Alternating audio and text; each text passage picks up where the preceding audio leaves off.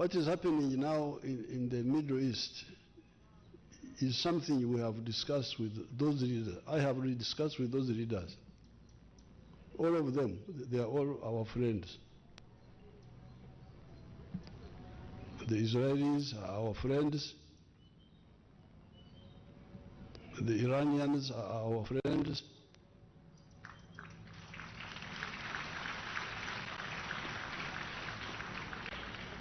The UAE are our friends. The Qataris are our friends.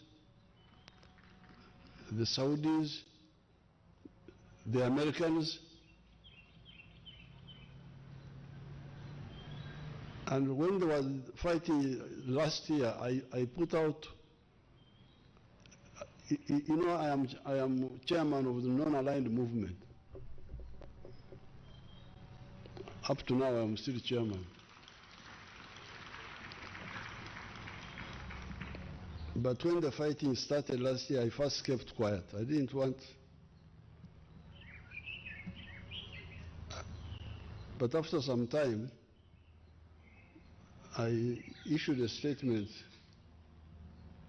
My staff can get that statement and give it to the people who are here, where I really externalized what we have been talking quietly with all these people.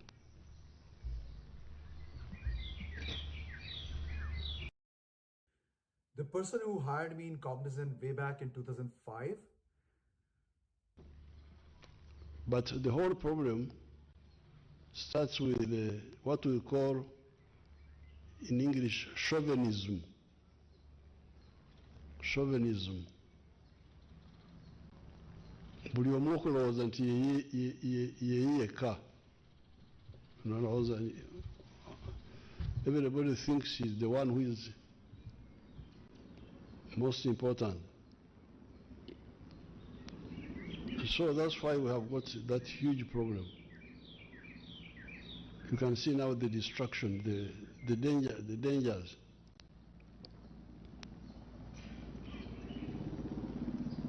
I discussed with the Iranians, with all of them, the leaders, Ahmadinejad,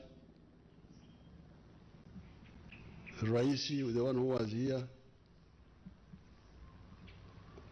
all of them, Hashemi Rafsanjani. I was saying, you people, the Iranians, why don't you recognize Israel? They said Israel does not belong here. It is not, it is a transplant in the Middle East. I said, no.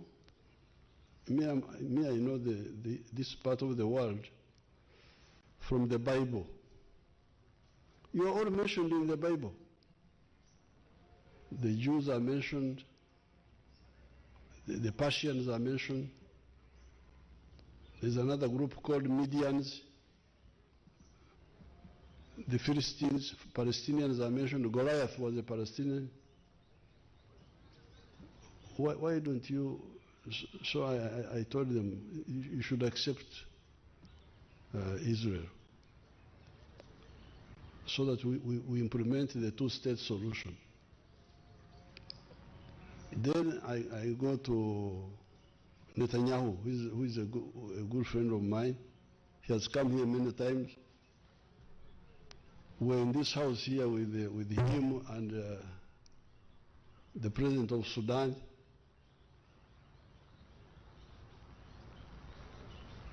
General Burhan. We were here. We had a meeting here.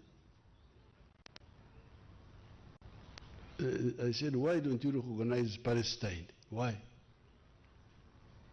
The two-state solution. Because of course, for them they say, initially the Palestinians, the Arabs did not accept the two-state solution. It is true that in one of the conferences, Khartoum conference, the Arabs had said, no recognition, no what, that line. But since that time, they have accepted. You Israel, why don't you implement this? They can't. You don't know why. They say, oh, this one, they say this, but you can see they are very reluctant to accept the two-state solution. Then our friend the Americans, the use of force in this area,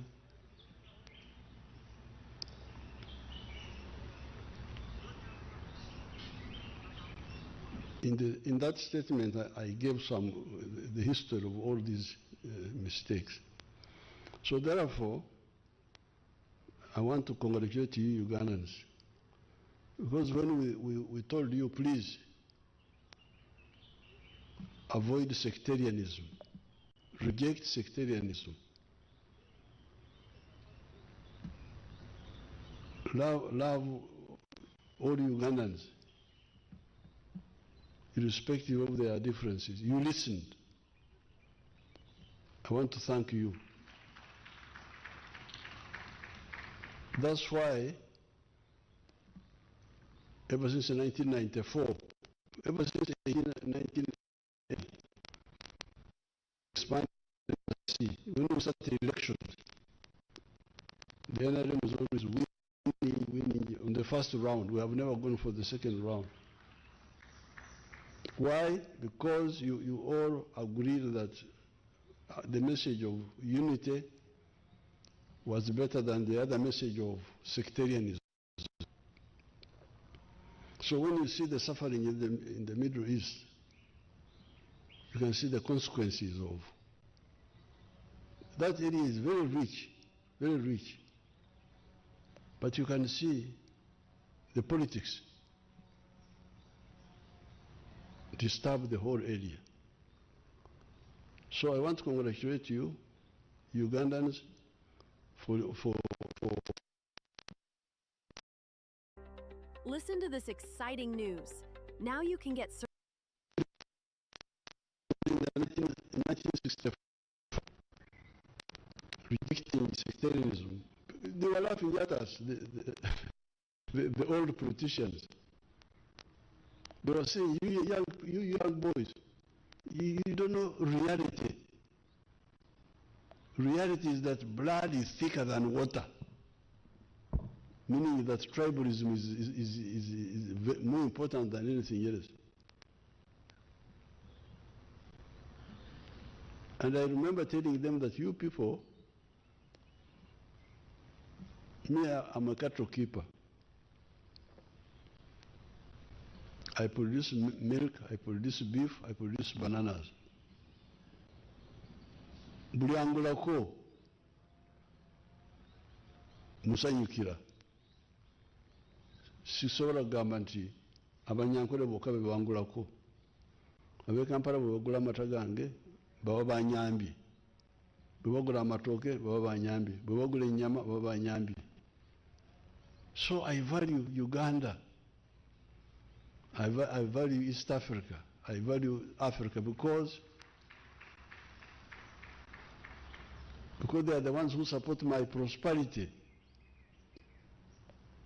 When you come to Victoria and you find I have built a good house, it is not because of my tribe. It is because of Uganda, of East Africa, of Africa. Because they are the ones who buy my milk, buy my beef, buy my bananas. So,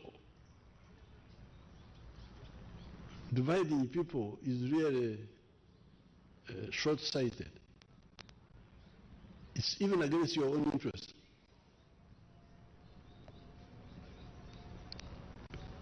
I want to discuss with the Western countries.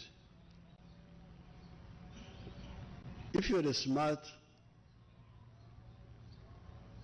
person, especially if you are a smart businessman, why would you want to trade with a poor man? A poor man anakuyamba ki?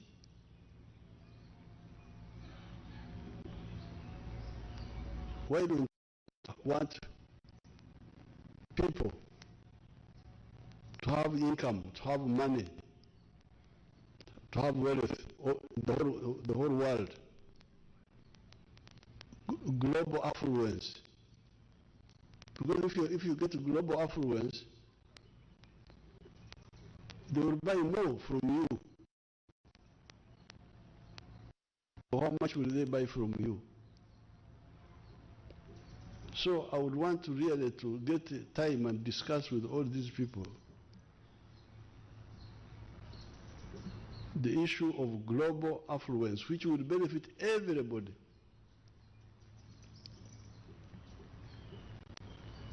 When China modernized,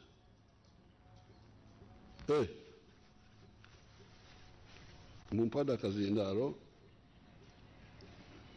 yamwe, you are the ones who gave me the kazindaro. Ne kanyanguye kuanga ifturu is about to come now. When China modernized, in 1986 I was trying to build a steel industry here.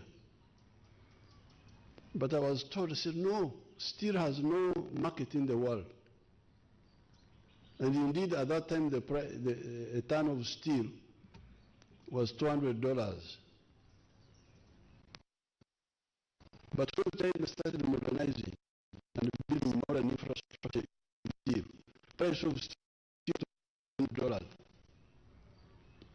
So the prosperity of China benefited me here. The price of copper went up, the price of all those products.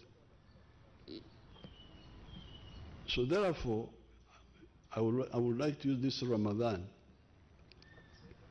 to call upon people in the world to work for justice everywhere.